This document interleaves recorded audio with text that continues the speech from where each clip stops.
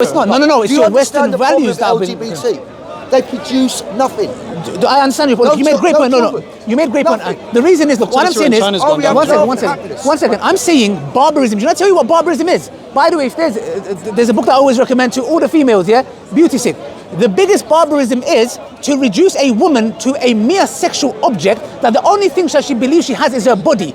That is the biggest barbarism I've seen, that a woman has to go, wake up and spend 2 hours to do makeup. She's afraid. And you know there was a study done, by the way. When COVID was going on, you know we had to wear the masks. Yep. Guess what? Women were wearing the masks even they were told that they don't have to anymore. And they asked him why. Because they said, I don't want to be judged based on my appearance.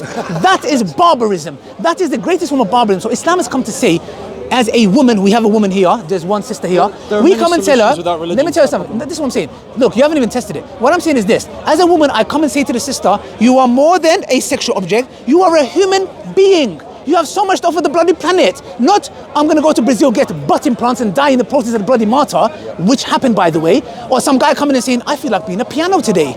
I'm a piano. I'm going to marry a tree. So the point is, when you have these issues, this is the reason why I say, you might call it barbarism, but I swear to God, one highway robber being executed in Speaker's Corner when everybody's watching, best believe that, let me tell you something, what's more disgusting is those innocent people being robbed by those highway robbers because they get a slap in the hand and play PlayStation 5 GTA in prison.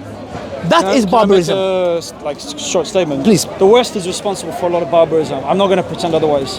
In Iraq, the Bush and Blair coalition invasion killed about 1 million dead people now in Iraq. In Iraq and 500,000 in Afghanistan. A couple million real dead terrorists. in Vietnam. You've now got a genocide happening in Gaza that's supported by the West. Even though most British people are against the genocide, we appreciate the British elite are still supporting it. I'm aware of the barbarism in our country. We also support a lot of the barbarism in the Middle East. Selling weapons to Israel to continue the genocide. We sold weapons to Saudi Arabia as they were massacring people in Yemen. Selling weapons to Turkey as they were massacring the Kurds. I'm Kurdish, by the way. Sure. I mean, you know. That's reality. Selling weapons, invading Libya and destabilizing Libya. So that country is now still in civil war, right? Still to this day. Even Iran. I could give a lot of examples. Yeah, there was a democratic leader in Iran, Mossadegh, and he was overthrown by MI5 and CIA. Democracy. Right. Democracy. Right. It shows you. And you know why the British people, they do believe in democracy. The British elite, we've got to separate the two. The British public, if you ask them about a lot of this, they won't have any idea. Many of them, they don't know that Britain is a major sponsor of radical Wahhabi Islam. And why don't they know that? Oh, don't say that now. I'm a Wahhabi. They don't know that Britain helped to create Pakistan as a radical Islamic state, so that they could have a strategic outpost in South Asia and Central Asia. They understand. They don't know this. Many people have read the history and the declassified. You know what they do? They are strategically consistent, not morally. Remember, the British Empire was terrified of one thing and one thing only in the Middle East. More than Zionism, more than Islam. They were terrified of Arab nationalism.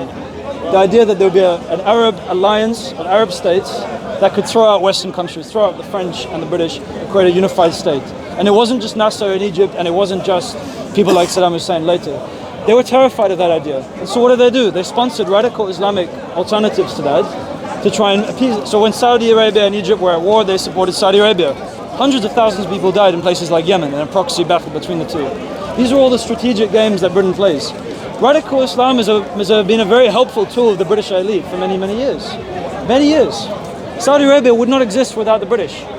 Pakistan would not exist without the British. You've got to remember this. It's a tool.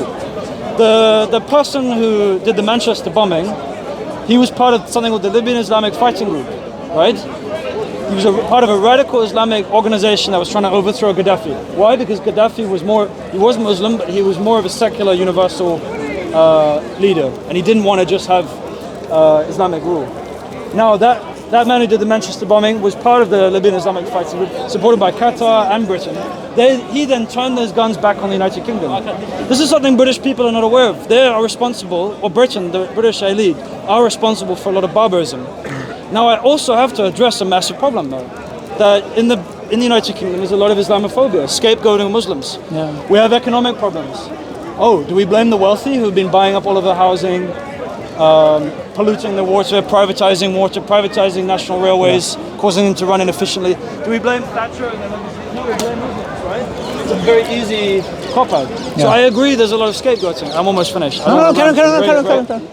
I agree. You're making brilliant points, mate. Come on. They used I'm to cheering be you that. on. Come They on. used to be the scapegoat, well, Yeah. it still is. The last statistic I read was that in the United Kingdom, there was a study of racism done in the UK, and you have to take it with a pinch of salt, right? Because if someone says they're racist, Oh, yeah, I think I've heard that. can mean a lot of different things, Yeah, right? yeah, I've heard that. It can mean I want to kill all those people, or it could just mean I don't want to live next to them. So there's a range. So take it with a pinch of salt. But this study that found out about 3%, I'll try and find it, maybe share the citation. Is it the one that said the two disliked people is the Muslims and the Gypsies? Muslims and gypsies, Yeah, right? yeah, Yeah, yeah. you remember this. Yeah, Very yeah. small number of anti-Semitism. I think it was like 3 or 4% of the British public. There was a small amount of anti-black racism, about 8%. This is what I remember, so you have to check this. Yeah. It was more than 40% of anti-Islam sentiment. And the only group that had more hatred towards them than Muslims in the UK was Roma gypsies, Yeah. which is another group that's been... Was it Roman Gypsies or Irish Gypsies? The Roma okay. community. They're slightly different. I shouldn't call them Yeah. gypsies, so I should, Some use the right words. Yeah. But yeah, you understand the point. Yeah. So I'm aware of all of this. I know the way liberalism works, right?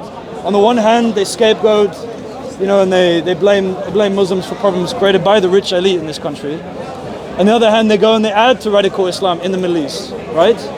They sell weapons to Saudi Arabia, the biggest source of Islamic terrorism in the world. Remember Hillary Clinton, the leaked cables that WikiLeaks leaked?